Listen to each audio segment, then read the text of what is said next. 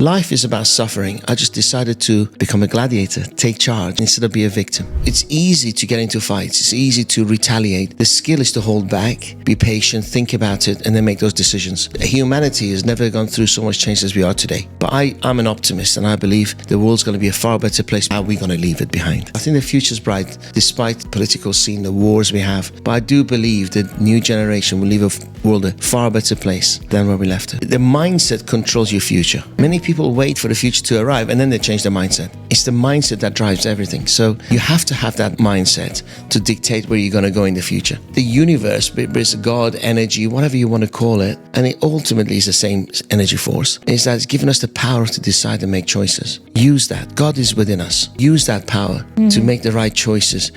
Sit on the fence and listen to all parties, but make the choices of yourself rather than believe in anything they tell you. Developing that independent mindset, the ability to think critically and not just take in whatever you're told. Without that, you cannot be someone who really leaves an indelible mark in society and your career. You have to think for yourself. Miracles happen all the time. Believe in them. It's like the parking angel. When you're going looking for spaces and you go, parking angel, find me a space, boom, somebody pulls out right in front of you. Really believe in miracles in this universe and they'll come to you. Everything in life is about self-worth because you earn what you think you're worth.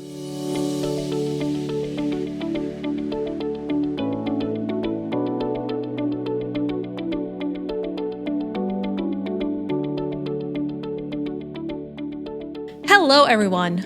Welcome to the Dreamcatcher podcast, a place where your dreams can find a voice. I'm your host, Celine Shenoy. Thank you to all of you who return every week to tune in to become a better version of yourself.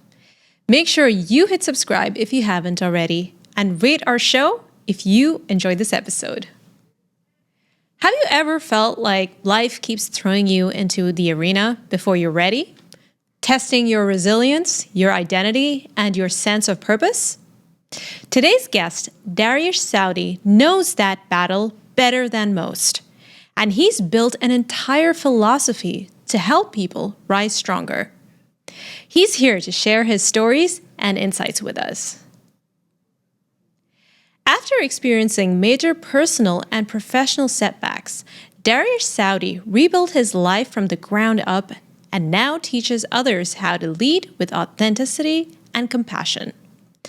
The success of Dariush's methods are attested by his tribe of gladiators worldwide, over 1 million people strong. As an entrepreneur, serial investor, keynote speaker, philanthropist, and the host of In the Arena podcast, Dariush has created a community of individuals who are motivated towards living a life of abundance.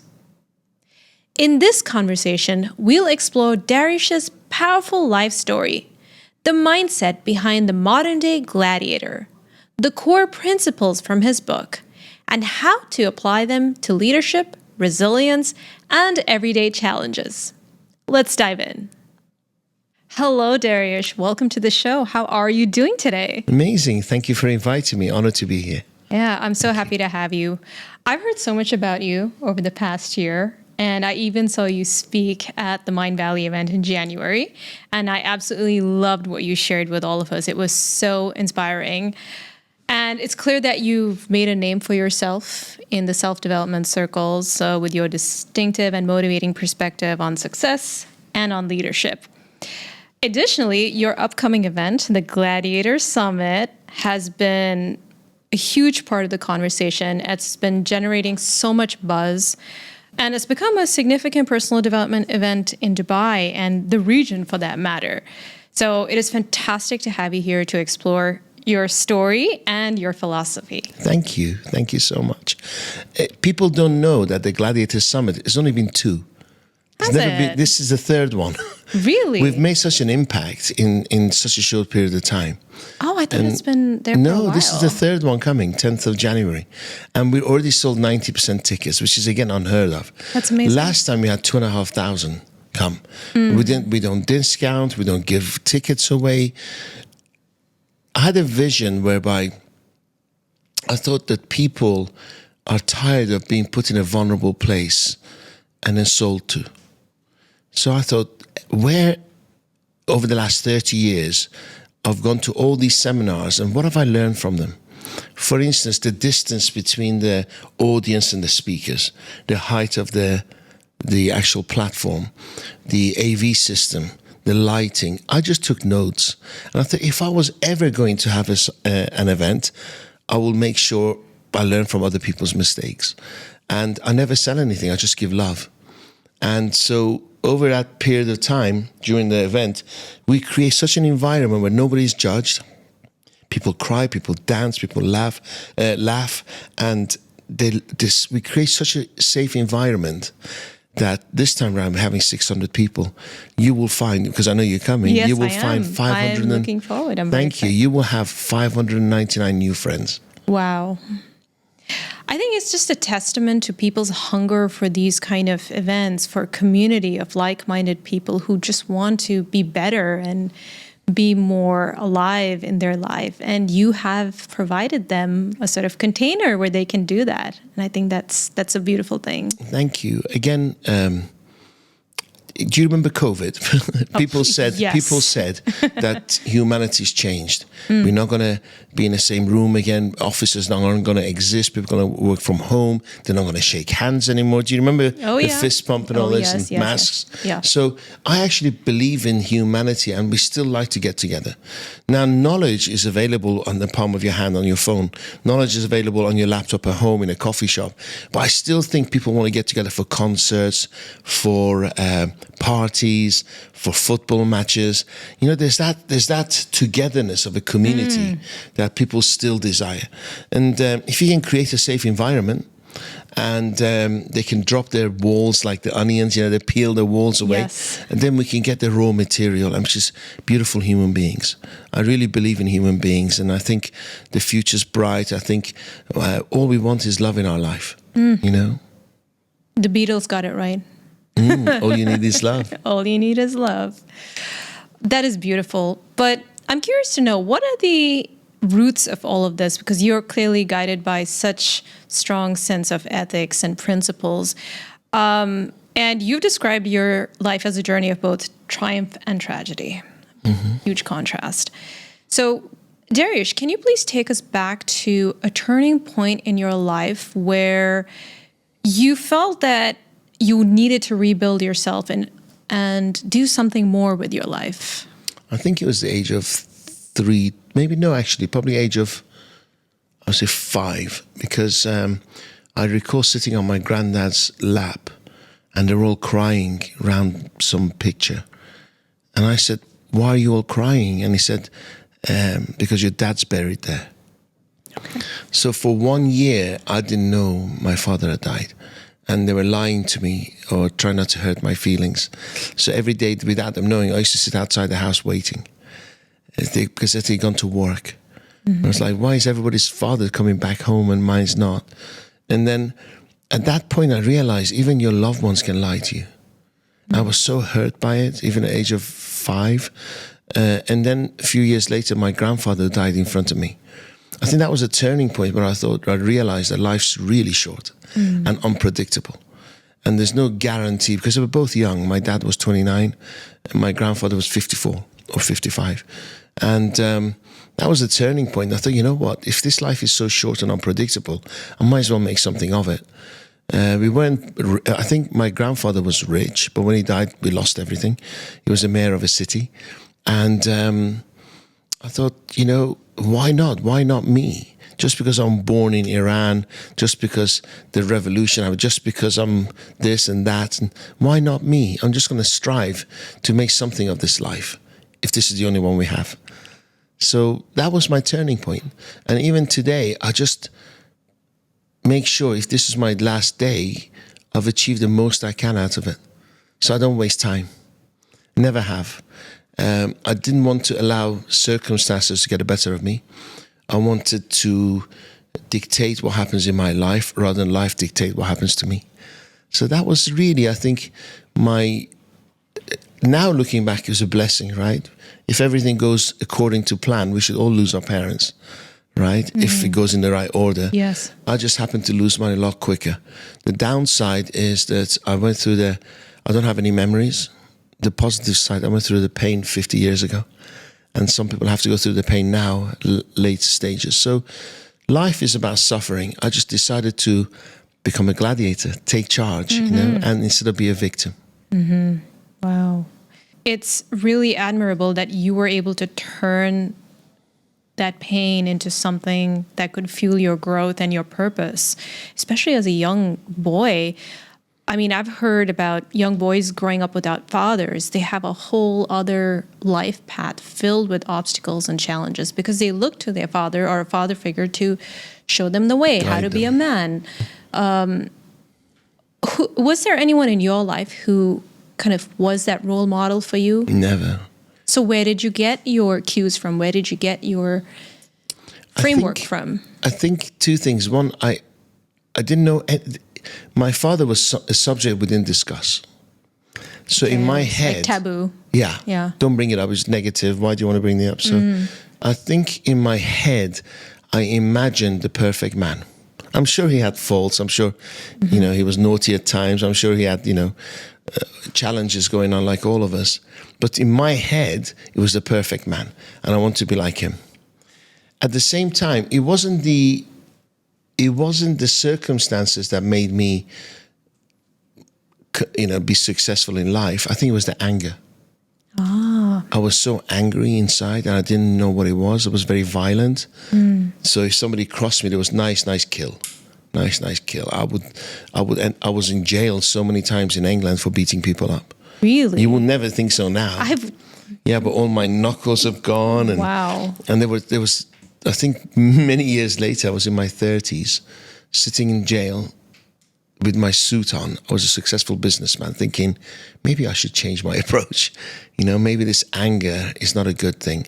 So I went on personal development courses, find out what it was. And I didn't realize actually how much anger I had towards my father for leaving me. I always thought, oh, poor this, poor him, poor him. And then I didn't realize, because I suffered all my childhood, I had anger towards him. And that was the anger that will come out. Yeah. So once I recognized it, I realized how I could deal with it. Right.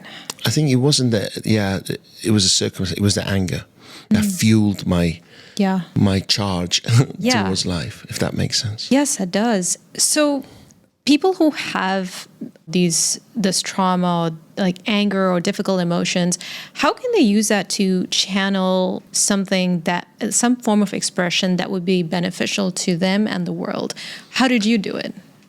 Do you know, if I may, it's like, Tantra. Right. Tantra, right? The sex energy is extremely powerful. It's probably the most powerful energy we have within. But most people succumb to the urges. Yes. But to actually be successful is through Think and Grow Rich, Napoleon Hill, is to actually control that energy. So it's easy to get into fights. It's easy to retaliate. The skill is to hold back, be patient, think about it, and then make those decisions. So I would say people with similar situation as me, they should learn from people like me. And I've had 2 heart attacks. I've lost a lot of money. And why? Why do you want to lose 20 years of your life learning when you can learn from me? Why do you want to have a couple of heart attacks and for your health to suffer? Just learn from me. Yes. Right? And I share my ups and downs and my inadequacies and my power without fear. Yeah. Without fear. Because at my age, you don't care what people think anymore. Right? I am who I am. I look in the mirror. I'm happy with the person who looks back at me. Maybe I should be about 15 kilos lighter. But, the character of the person. Which specific traits and principles do you think helped you transform those hardships and use it for fuel, for growth and success? I truly believe in abundance. Abundance. Say more. I'll give you an example. Most people believe in scarcity. Okay? So in human nature, for 100,000 years, we lived in scarcity. Food wasn't so available, animals weren't so available, fruits weren't so available, shelter wasn't so readily available. We moved with the weather. We were nomads. We were traveling everywhere, hunting, gathering, saving, and moving on again. For the first time in human nature, we can press a button, the food gets delivered.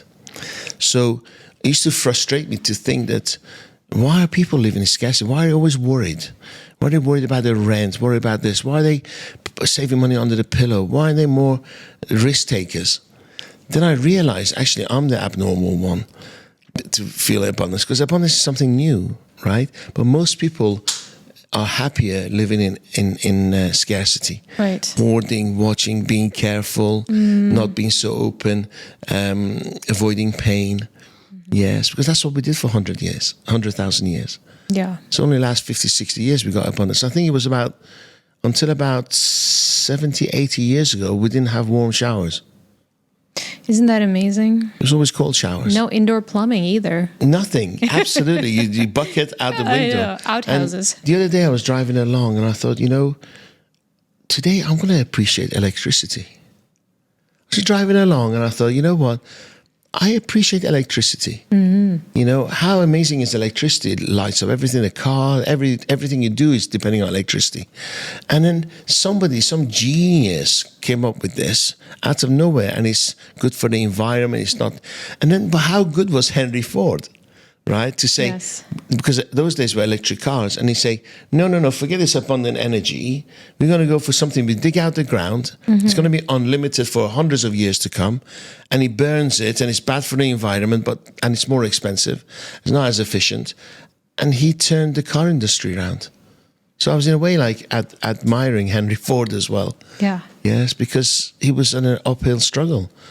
If you compare with electric cars, it was just a no-brainer. Yeah. But then, live in gratitude. I live in gratitude. Every breath is a bonus. Every person like you I meet is a bonus. When you're living in gratitude, you don't complain about anything, because you're thankful all the time. Yeah. And it's such an important practice, gratitude, just taking the time to really notice the things that you tend to take for granted. Like you mentioned, electricity, our computers, having shelter, all of those things that we just be like, okay, we've always had it. But we don't realize that our ancestors, our forefathers didn't have anything. They didn't have anything. Yeah. I think about my grandmothers who, had to get married. Often they had no choice about who they get married. I think about those things. My grandma married at 12. Yeah, such young ages, and they had to have kids so early. And I think about all the things women did to gain women's rights so that I have a choice now. So just things like that make all the difference in how you view the world, the frame that you use. Absolutely. Absolutely. Yeah. And we're going through a massive change now. Humanity has never gone through so much change as we are today. But I'm an optimist, and I believe the world's going to be a far better place with young people like you in it than how we're going to leave it behind. Yes. So I think the future's bright, despite the political scene, the wars we have. But I do believe the new generation will leave a world a far better place than where we left it. Are you concerned, though, about the impact of technology and social media on young brains? Not so much, because... No, physically, yes, because you sit on the couch and eat and not exercise. Physically, 100%, right? But at the same time, knowledge is in the power of in your hand, in the palm of your hand. God, how powerful that is. Now, knowledge is going to be, the greatest knowledge on the planet is going to be on a laptop. How fast you can create things, how you can grow. I think medicine is going to benefit, manufacturing will benefit. I think humanity is on a wave of amazing things to come. No, I'm not concerned at all. That's a refreshing perspective, because there's so many people who are all gloom and doom. Kids these days, they can't focus. They're all scattered. They said that about cars, right? You get a nosebleed if you go past 20 kilometers an hour. Yes. Did they say that? Absolutely, Okay. Yeah, you couldn't go past a certain speed because your body couldn't cope. Yeah. What are we going to do with all these horses? Yes. Then factories came, people were worried about their jobs. Yeah. There's every change that people worry. Yes. But here's the thing. Who said we should work 5 days a week? Or in America, 6 days a week? Who said it? The wealthy industrialists, right? Yes, during the Industrial Revolution. Why can't we work 1 day a week? Yeah. And after the rest of the 6 days, personal development, health, and environment, and do great things and be giving, right? Somewhere along the way, we're conditioned to think 6 days a week. But I would like my children to actually work by choice and earn more money than I could ever do. Don't sell their time, and be more creative than ever before. But many people would see that as a privilege, Dariush. You got to pay the bills and you got to. Well, if you believe in abundance, what you earn will always cover the bills. You see, what happens is people live in scarcity, they're focused on the bills. And guess what they're going to earn? Just enough to pay the bills. So even when I didn't have anything, I brought enough money to cover everything. Because I was always thinking about abundance, bring so much money in. How to multiply my money as opposed to, oh my God, how am I going to pay my bills? How am I going to cover rent? How am I going to cover... Yeah. So whatever you focus in life, you get. So I focused on abundance and the rest was taken care of. And it's a good... People thought I was crazy, but it's a good habit. I still don't know what my telephone bill is or my electricity bill. I have no idea. But it's always taken care of. And there's much left over, so... That's wonderful. So I want to talk about the metaphor of the modern day gladiator and may I interrupt 1 second? Sure. A lot of people, maybe I didn't answer it. A lot of people think, it's okay for you to think like that where you are now. Yes.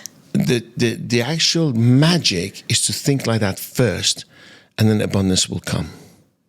So the mindset controls your future. Many people wait for the future to arrive and then they change their mindset. Yes. It's the mindset that drives everything. So you have to have that mindset to dictate where you're going to go in the future. Yeah, because that's like your compass, right? That will dictate what you notice, opportunities that you see, and the ones that would actually, push you forward and make you actualize those dreams and those goals that you've set for yourself. Because I don't know if you've heard of the reticular activating system. Oh, absolutely, sure. So it's like you program that to spot the things that can help you gain that certain level of income that you want. You'll see it. And right now, there's so many ways to make money now. Focus on everything that builds fear in you. Because you think, my friend lost everything and look what happened. Right. I have friends who lost money 15 years ago and they still think about it. Yeah. So that was 15 years ago. Yeah. Did you marry? Are you married? No. Right. Do your friends who are married marry the first person they saw? No. Yes. Well, some of them did.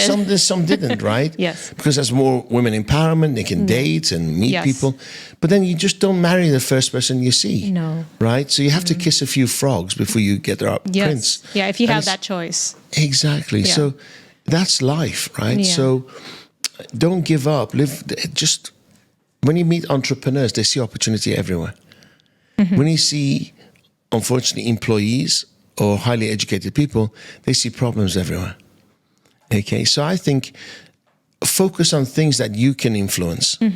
Okay, I watched the news. There was shooting in Bondi Beach in Australia. Yes. Very sad. Very sad. But there's nothing I can do about it. Yeah. Nothing I can do about it. And what makes it sadder is they're fueled by a certain ideology, which just... I think that's been the case since history. People are fueled by these belief systems that are completely nonsensical. Like, it's not... Well, when we have an argument, my argument is reality. That's why we have an argument. I'm not thinking, well, I'm living in a bullshit world and you're right, but I'm going to argue for the sake of it. Yes. So when two people have an argument, they really believe their story is reality. So that ideology has always been there. But I do believe the future belongs in the hands of women, and I hope so. I do believe the minorities will not be minorities any longer, soon, hopefully. So I think we're going to live in a more open society with less ignorance. Yeah. You have such an optimistic outlook, Dariush. How can people stay in that space? Because it's so easy, as you said, to be pulled down that rabbit hole and be engaged in all the hysteria that's in the news and just think that, oh my God, the whole world is going down. How can we maintain that sense of equanimity and be like, yeah, things can work out and not all is as it seems? I could answer you if I knew what equanimity meant. No, I'm just joking. You really impressed me there with that word. What does it mean? No, a sense of calm, a sense of balance, just to not fuel the hysteria and the mania that tends to go on, especially... Fear sells. Fear sells. Exactly. Fear so how do we protect ourselves and make sure that we are not emanating that, reflecting that? Because the difference between me and a dog is that I have a power of choice. The difference between me and a tree is that I can decide what to do, So I have to be aware of my internal dialogue. People are not afraid of, they're not aware of the internal dialogue, the conversations they have with themselves. Okay? And the way I say that, if you're aware that you're having a conversation with yourself and it's not serving you, you're in charge of getting rid of it. Right? You can turn that negative into positivity. It's your choice. So we have the power of choice, where that's what makes a difference from anybody else. So if you're going to relinquish all responsibility and say, I'm going to believe in CNN and that's it, or Trump, or whoever it is, then you're actually giving the power of choice to somebody else than yourself. So I think the universe, is God, energy, whatever you want to call it, and it ultimately is the same energy force, is that it's given us the power to decide and make choices. Use that. God is within us. Use that power to make the right choices. Sit on the fence and listen to all parties, but make the choices of yourself, rather than believe in anything they tell you. Yeah. I was born in Iran, and I remember our driver used to take me to the mosque, and he used to say, do you know what? Everybody's going to go to hell unless they're Muslims. And if you turn a non-Muslim into a Muslim, you go to heaven. And I used to beat myself up with Shias. I used to beat myself with a chain to my back bled. Oh. And to me, it was normal. Now I look at it and go, how barbaric was that? I'm not saying it's right or wrong, but that's the way. I always wondered about people who did that. Now I've met one. Yeah. Yeah. And it's like Christians, like you're born and you're told you're in debt to Christ because he sacrificed his life for you. Yes. Right? I don't like that energy. Yeah. I don't want to be in debt to anyone. I want to live and give and support and everything. But I think, I don't want to go down the road of religion, but I think majority of people are sheep. Yeah. And they're looking for leaders. Yes. But we can't have a world full of leaders, right? Because there'll be nobody to clean the toilets, drive the buses, taxis. Exactly. So it's striking a fine balance. Yeah. Right? Without going there. Because once you decide you're an entrepreneur, I think you decided you don't want to be a sheep anymore. Absolutely. And once you decide, for whatever reason at school, I was like, I don't want to queue. I don't want to speak when I'm told by the teacher who I don't respect that I'm allowed to speak. I have to agree with everything they say. I have to memorize subjects that I'm never going to use in my life. So there was something within me that was like, this is not me. And as soon as the school is finished, I'm not going to go to university. I'm going to go and work. I'm going to use whatever skills I have to earn as much money as possible. And it worked. It took a long time, but it worked. Yeah. So I think you just have to keep that going. Yeah, I hear you. And so what I am gathering is that developing that independent mindset, the ability to think critically and not just take in whatever you're told and just a template for existence, because without that, you cannot, carve your own path. You cannot be an entrepreneur. You cannot be someone who really leaves an indelible mark in society in your career. You have to think for yourself. Absolutely. Yeah. Do you know there's millions of people today that they will fight you to tell you that the Earth's flat? Yes. The flat earthers, we love them. There's millions of people who tell you that landing on the moon was false. Yes. Although there's scientific evidence from every single country that they tracked the Apollo going to the moon. Yes. So we believe what we want to believe, and we choose to either just give in to other people's thoughts and beliefs or have, do our own research. Now, 40 years ago, I would have said, yeah, we got no excuse. When you tell me something, I have to believe it. And there's only one library in the book, right? And I have to go and queue to get it if somebody else is not reading it. Yeah. But now you have ChatGPT, you got the internet, you have every single bit of information since humanity started in the palm of your hand. So you have no excuse to believe everything people tell you. Yeah. I tell the younger people, in my days, I had the clunky encyclopedias. I had to borrow them from the library. Am I allowed to ask how old you are? I'm 42. Wow. I thought you were 28 or something. Yeah, I get that a lot. Yes. Congratulations. Thank you. Good DNA. Thank you. I'm proud of I you. also work hard for it. So. Well done to you. You go to the gym and things. Yes, Done to you. Eat clean. People think there's some secret sauce for it, but there isn't. You just got to do the fundamentals. And I think that's in every situation in life, every facet of existence. Even in business, I'm sure, if you just get the fundamentals right and you just keep repeating it, you maintain discipline, you'll eventually get there. Of course, you've got to tweak your strategy along It's the way. little wins, isn't it? It's just little wins. Yeah. Celebrate those little wins, and eventually the big win will come. Yeah, but Right. people don't like to hear it's actually quite boring. You just got to put in the reps and just keep going, and you'll eventually get there. You know? Well, it's working, so congratulations. Thank you. I appreciate that. Now I know what you mean pre-internet. Now I get it now, right? So yeah, I remember I was a salesman in England. Yeah. And I had probably about 200 A to Zs. Remember A to Zs? Yes. The books which showed you, and I was driving and I was trying to monitor the left and the rights from with a pen. Okay. Now you get Google tells you left, right, and I used to have loads of coins in my car. Yeah, I remember I'd that. stop at the phone box to make a call, and it was raining in England. There was 10 people waiting for that phone. Life is so convenient. I remember when movies came out, we used to wait 2 months and my favorite movie came. Because once there was only one screen, there was no multiplexes. Yes. And this was in Iran? In England. In England, okay. And not that long ago. And then if they decided that you're going to watch Superman, you had to wait for 1 month until Superman finished. And if they decide to bring Alien in, now you're going, oh, well, I have this, I have that.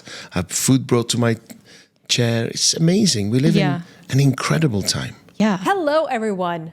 I'm excited to announce the upcoming launch of my new book titled The Nomadic Soul, a seeker's guide to finding a sense of self and belonging in the modern world, which highlights a profound yet often unexplored part of your identity that holds the key to everything from answering your biggest questions to finding deeper meaning and joy in everyday life. Visit thenomadicsoulbook.com to learn more, download a free chapter, or to buy a copy. But do you think having lots of choices is a good thing? Because, according to the paradox of choice, I forget who wrote it. I know his last name is Schwartz. It can actually deter us from making good decisions for ourselves. When we have so many choices, an abundance, profusion of choices, it can be hard to narrow in and be like, okay, this is what I want. Sure. If you go to a restaurant, McDonald's success was partly because they had like four meals. That's right. It was easy, quick, in, out, order. And then the moment you give somebody a menu, they take their time. At the same time, choice is good because you may be a vegetarian and you don't want to have chicken or burgers, right? Or you want certain things cooked in a certain way, or you got some intolerances. So I think choice is good. Choice is good. The decision-making process is up to you. It's within you. I can look at a big, long menu and then make the choice quickly. Well, it's because you're self-aware, Dariush. You have done the inner work. You know who you are. But there are people I know what I like to eat. Yeah, you know yourself. Yeah, and people some don't people like making decisions. Yeah, because I've met people who kind of waffle and they're like, oh, I don't know. It's like... Do you know what's the worst thing? Yeah. To look at the price first and then look at the description. That's the worst thing. That means you can't afford a food you want. You can't afford, yeah. Right? So I'd rather look at the description or get a recommendation. But then when I go to a waiter and recommend the most expensive food, and I think I have no respect for you, I don't want your recommendation. Oh, that's not good. They still do that? Oh, of course they do, because they're on commission. Okay. So, you have to earn your respect. Yeah. I want to get to the heart of what you teach, which is about being a gladiator. And I actually just got back from Rome. I was there during the UAE National Days, and I was at the Colosseum. So I'm like fresh off that gladiator energy, and I learned a lot. Did you go underneath? No, I did not, but I did go inside. And, our tour guide told us about everything that happened, the number of people who died, but also about how honorable the gladiators were and how brave they were. So what does that archetype of the gladiator mean to you, and what does it represent to you? The gladiator went into battle, and today we still go to battle, but just our life's not depending on it. Fought like his life depended on it. So if you imagine with that, he had the same mentality, and you went to a sales call or an appointment or an interview, job interview, with that mentality, how successful you could be. So that's winner takes all. I'll get killed if I don't close this deal, if I don't win this battle. I love that mentality, and he served me well because of my circumstances. It wasn't by choice. It was my circumstances. Gladiators were actually fruitarians and vegetarians. They didn't eat meat.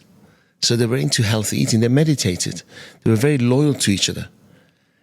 So I like that. I like that. And they were very powerful beings. They were sex symbols of the time. Right? So that appeals to me. It wasn't like they were just savages. They were very powerful human, and they were women gladiators. More for entertainment than killing, but they were women gladiators. The average age, do you know what the average age of a gladiator's death was? 23.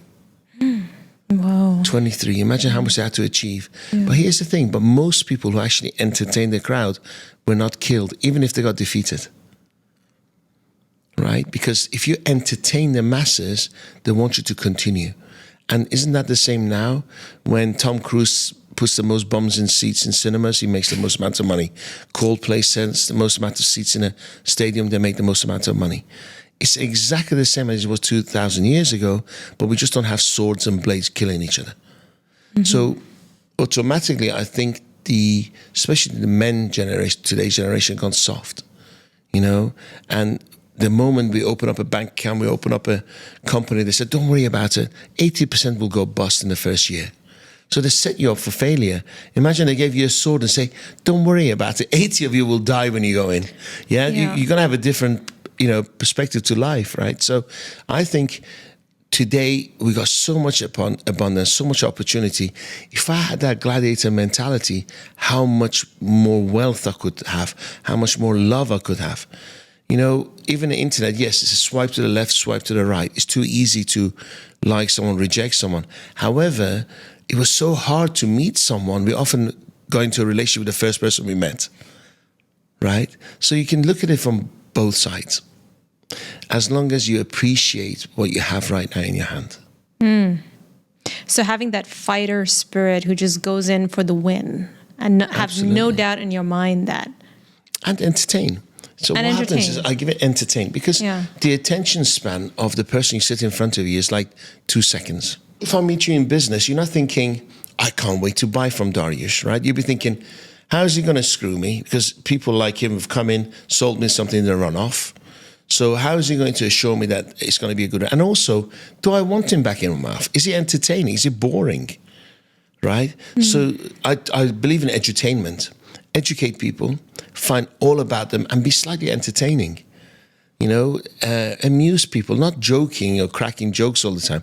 But like when people said to me, what do you do? I said, I sell aspirin. I said, what do you mean? I said, I guess you're wondering what that means. Yes. I said, well, I fix businesses' headaches. So if you tell me about your headache of your business, I'll be able to sell you the aspirin. So tell me about your business. Then I ask 20 questions, 30 questions. And the more questions I ask, the more you think, actually, he really has an interest in my business. I like him because he's inquisitive, he's caring, he's passionate, he's got childlike enthusiasm. Yes. Right? So curiosity and really trying to get to know the person and engaging with them is what's going to get them to open up. Be interested in fixing their problem. Yes. I went to Louis Vuitton the other day, and they got this salesman from France, or was it Italy, trying to sell me this stuff. And he brings that catalogue and goes, this is my footballer client, this is my musician, I'm like, I don't give a damn. What about me, right? And every time I tried to talk to him about the decor of my house, he wasn't interested. And I couldn't wait to leave the shop.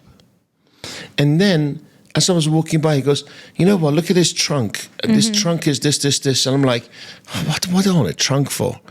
Then he said, well, it's 300,000 dirhams, right? And it's this trunk, it's going back 100 years, Louis Vuitton. As I left, I was like, thank God I left the store. But I like that trunk. So I went back and I bought it from somebody else. Because I couldn't bear... He educated me a little bit, but I couldn't bear a moment with that salesperson because he showed me no interest at all. He showed you no interest. But the product was good. Yeah. So when you mentor leaders and entrepreneurs, is that something you tell them to make sure you... I don't mentor anymore. I'm done. You're done. Okay. You're cruising done. now. Do you know, you made a really good point. You said when you teach or tell, I share now. I don't teach or tell anymore. You don't, okay. I just share. Yeah. Like coming podcasts like yours, I share. And if somebody's listening, you come to them at the right time, at the right moment, and in the right place. So hoping if I share as much as possible, somebody will go, that resonates with me. I'm not on my own. Yeah. Somebody else is going through this pain like I did. Yeah. This pain is just not mine. So when I used to coach, often it's the obvious. Okay, let me explain what I'm trying to say. Somebody calls you and they go, hey, how are you? Hello, how are you? And you go, fine, thank you. And can I sell you a credit card? Yes. We just go through this game. So I actually come and say, hang on a second. Did this person who called you know you? They said, no. Why would he say, how are you? Why would he say, how are you? He doesn't care about how you are. He doesn't give a damn. He must sell you a credit card or a house or an apartment, right? Something similar happens to me when I go shopping and go to like random places. Like girls who are probably my age or younger call me dear.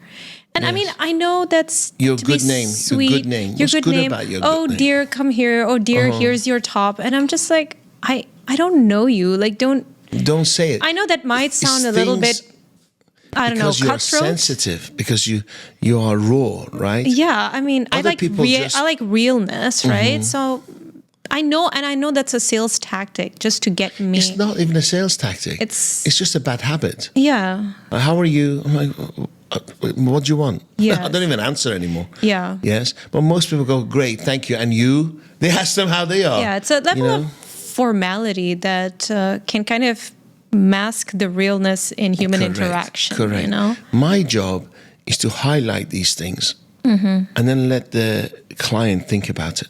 And then they make a decision. Yeah. So, and also I don't help anyone unless they want to be helped.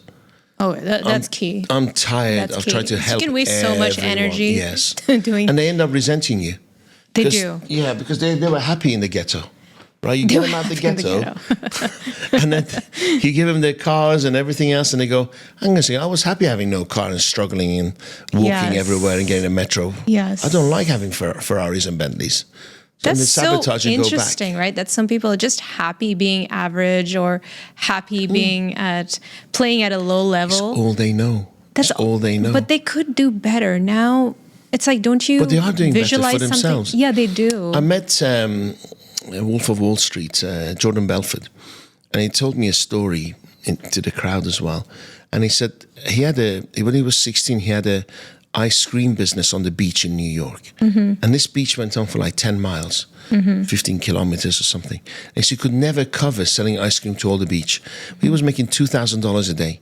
He'd get a tray of ice cream because people didn't want to go from one end of the beach to the concrete area by. So he'll take the ice cream to them, and he was making 4 or 5 times. He replaced his tray. He was making $2,000 a day back in the 70s. So he hired 5 of his friends and taught them how to make $2,000 a day. When they got going, same opportunity, same length of beach, same everything. When they got going, 4 made only $200. 1 made $2,000. Why do you think that is? I have no idea. The value? Because before they started, the 4 said, if I make $200, I'll be happy. Okay. So the moment they hit that ceiling, they stopped. They stopped. But the one who was 2,000 goes, well, you know what? I'm going to follow him because he's doing exactly what I'm doing, making $2,000. It wasn't because they were lazy, because they set the bar too low. They set the bar too Right from the beginning. Yeah. Yeah, that's amazing. So we are the ones who set the standards for ourselves. We are the ones who create the vision. What do you think Elon Musk's standard is? What do you think the size of the conversations he has? Yes. He has Although big he's gone a bit off kilter lately, but that's I think another he's an story. idiot, really. I don't agree with him at all. Like, he's an amazing engineer, obviously, Yeah, but eccentric to say the least. he's 550 billion. You don't make it luckily, right? When we go to Emirates Airlines and we got Wi-Fi, we're using his satellites. Right. All these cruises on oceans using his satellites. Yeah, I'm curious to know. It's a bigger picture. Yeah. That's what I'm trying to say. What are your thoughts on maintaining that sense of humility? And because a lot of the work that you do is guided by that, you giving back and everything, especially in a very ego-driven world and business world where there's such a huge power structure and everyone's trying to outdo each Guess other. what? They're all men. I know, but They're all how do stupid men. what can we do to kind of curtail that and come from a place of love, generosity? Because you've seen it. You're in the thick of it, or you were in the thick Well, when of you it. see me, you think, don't mess with this guy. I'm a Right. big guy, this. But when you get to know me, you think, oh, he's a pussycat, right? Because, But then don't mess with me, right? Because the Right. gladiator in me comes out. Yeah. Most people fear what other people think of them, hence the ego. You see, Okay. I don't care. I stopped caring years ago. Because it's not personal. I could never be a model, not because I don't have the looks, but sometimes you just, even if you have the looks, it just doesn't fit. Somebody's looking for. Yeah. They're looking for a blonde Scandinavian. If I go in bald Iranian, I'm not going to get the job, right? So, that's how the cookie crumbles. Stop caring. Ego is trying to please others, right? Trying to act in such a way that is accepted. But once you don't care, you can change the masses. I got 2,500 people in the room, right? And it was my second event. Yeah. I didn't do anything but give love. It's a big responsibility. We mentioned an event that had about 1,500 people in it. We're not going to mention names. They couldn't give the tickets away. Really? Oh. They couldn't get. Did you pay full price for yours? For the Gladiator? No, the other one we talked about. The Don't other say one. it. I did. Did you? You were very few. Okay. The majority of people were given it or given half price deals. Interesting. With ours, we don't do any deals because we value what we have. Yes. You see? Yes. Everything in life is about self-worth. Yeah. Yeah. Because you earn what you think you're worth. Absolutely. And I would love to get your take on what's happening in the self-development world, because I am also seeing a little bit of the need to appear a certain way as opposed to being guided by these principles and these ethics, especially with social media and things like that. Have you witnessed it yourself where, personal development gurus are not really being truly, how do I put it? Authentic, and that they're putting on an image? Because I've been seeing that lately. I've been in this field for a very long time, and I've seen it crop up now. Have you noticed that? In my life, in 59 years of my life, I've never met one person that I like to copy everything they do. I met billionaires, and I go, okay, I like that, but I don't like any of the other stuff, right? So, again, we're given the power of thought, right?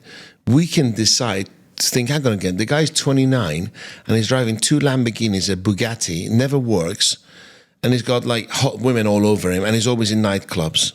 Right. I can promise you within 5 years, the guy will be bankrupt. But they just live in that moment on credits and show and stuff like this. And so I think the viewer is smarter than we've ever been before. Yeah, very true. Like, we see through it. Having said that, a few months ago, I was outside Grosvenor House, and one of the influencers I follow came and parked this very expensive car. I ran to take a picture, and he was giving the car back to the rent-a-car company. I was like, oh my God, even me, I've been had. Oh my gosh. Right? But it's okay. That's funny. We talk about Andrew Tate. Yes. Oh my right? gosh. Yes. With Andrew Tate, he says a lot. Okay, but obviously he's a very smart guy. He's a very smart guy, genius chess player, and you can't doubt that. Yeah. At the same time, he says things that can upset people. But you can decide, like for instance, he says, work hard, be a man, provide for your family. Okay? So I said to my boys, learn that. Go to the gym, work hard. When there's stuff like women can't drive and all that, okay, don't listen to that, but Well, not everything everyone says is right. Yes. So you just got to take the good stuff and leave out the rest. From everyone. Yeah. If we have somebody who can be toxic and who tries to control us with their own narratives and their own kind of ways of thinking, how do we protect ourselves from that? Love them from a distance. Love them from a distance. So boundaries. Keep them away from you. Yeah. Keep them away from you. Yeah. I've had challenges with my mum, even at my age. Oh, it's challenging when it's a family. They have the triggers, don't they? Because Yeah. they're the only ones who can get under your skin, right? Absolutely. Them and romantic partners. Yeah. and then let's not go there. Mine could be watching. And then you realize that nobody has the right to take your happiness away. No, yeah, absolutely. Nobody has the right to take your happiness away. Yeah. Just because they happen to be your sibling or your so-called lover or your mom or father because they gave birth to you at that moment. You didn't choose to be born in their life, in their family, although some people think we choose our parents. But the fact is that you don't have to have them in your life, the man and the woman you are today. I decided that that child wasn't going to control the man I am today. So there were certain things I liked, certain things that I didn't. And I told my mom, I said, you can't take away my happiness anymore. I'm not going to let you. So, and I'm going to love you from a distance. And the day I said that, I've been so happy and free because the calls were obligations. The calls were, I can't wait to speak to my mom. It was like, oh, it's 3:00, it's 24 hours, she'll be worrying, I better give her a call. You with me? Yeah. Now I do it because I want to do it or Yeah. I don't want to do it. Yeah. It's just my choice rather than an obligation. Okay. Yeah, setting those boundaries or keeping those toxic people away or those who don't bring out the best in us is an act of self-love, I think.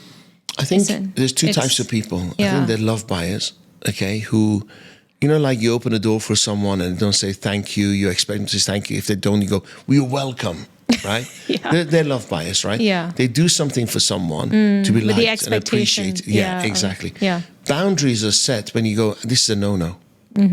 Okay? Trust is a no-no. If you break my trust, you're out. If you lie to me, you're out, right? If you're disloyal, you're out. And be clear with it. The reason most relationships struggle is because partners aren't clear with their own boundaries. It's not the other one's fault. You have rules of the game, and I have rules of the game. Yeah. So we get into a relationship and you're unhappy. It's not my fault. I don't know what your rules are. Yeah, You never told me from the beginning, absolutely. right? So people step all over boundaries because at the beginning they didn't communicate it very well. Yeah. And they said it, but it went back on. There was, lying is a no-no, but you lied last week. I'll let you off. Let's Yeah. go because I have a fear of being alone. So I'll keep you in my life. Yeah. I have a fear of rejection. So I'll keep you in my life. And the message you're sending to the universe that it's okay to lie to you. Yeah. Boundaries mean nothing. Yeah. Well, I think Maya Angelou said you teach people how to treat you, or somebody else said that, or Oprah. Absolutely. Yeah, absolutely. And because you are in charge of the dynamic you share with somebody, whether it's your boss, a parent, or child, whatever. Like you show them, You dictate. you dictate. This Now, is how I'd here's the like to be thing. Somebody treated. like Elon Musk does not give a damn about how people I think mean, of him. At the same yeah, time, yeah. he said empathy is a weakness of humanity, right? I mean, caring is a weak. Really? Yes. Wow. Yeah, which is really sad. I was shocked when I saw it. So I think you can be a powerhouse. You can be successful. Yes, have empathy and care about others. I love that you are trying to, really propagate this whole idea of leading with love, leading with care. So I want to end our conversation with this question for you, Dariush. If there's one mindset shift from your book where you've outlined the 12 principles of the gladiator, which one do you think would really bring people the most sense of satisfaction, resilience, and prosperity? Crazy one, but I think believe in miracles. I'm a walking, talking miracle. I shouldn't be here. I should be dead twice. I've had so many near-death experiences, and for 3 years I was self-employed consultant in Dubai. And I kept asking the question, how can I have a business when I was selling my time? And the answers weren't there. And then I got to meet Muhammad Ali, the boxer. I started a foundation and he heard about me. They invited me to America. I had 100,000 followers on that page. I posted the second post I'd ever done. 8,000 people replied. And on the back of a handkerchief, I wrote a plan to open up a social media company. First year, I had 300 clients. I couldn't have written that story. But miracles happen all the time. Believe in them. It's like the parking angel. When you're going looking for spaces and you Yes. go, parking angel, find me a space. Boom. Somebody pulls out right in front of you. Really believe in miracles in this universe and they'll come to you. Do the right things all the time. Believe in it and they'll come. So believe in miracles and Yeah. do the right thing. Do the right things.